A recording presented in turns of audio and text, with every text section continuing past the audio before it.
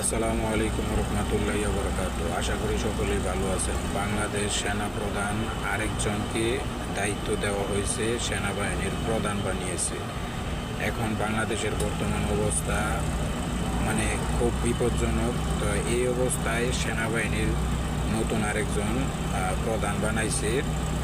তো আগের জন আসলে কি করছে ওইটা বুঝি না। তো ওনারা কি আগের জন কি আপনার দায়িত্ব পালন করতে পারে না? যেখানে ক্রস ফায়ার করার কথা বলে ওইখানে কি ক্রস ফায়ার করতে পারে না? না, এখন নতুন আরেকজন সেনাপ্রধান বানাইছেন।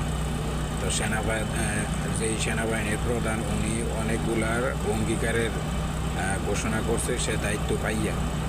তো আসলে জানি না সে কি এই দায়িত্ব পালন করবে কি না। আর উনি যেহেতু অনেক বছর ধরে প্রধানমন্ত্রীর সাথে চলাফেরা বা প্রধানমন্ত্রীর সাথে চাকরি করা, মানে বডিগার্ড বা সাইডে ফাইডে যেটি, মানে অনেক দিন ধরে কোনো সমস্যা হইলে নাকি প্রধানমন্ত্রী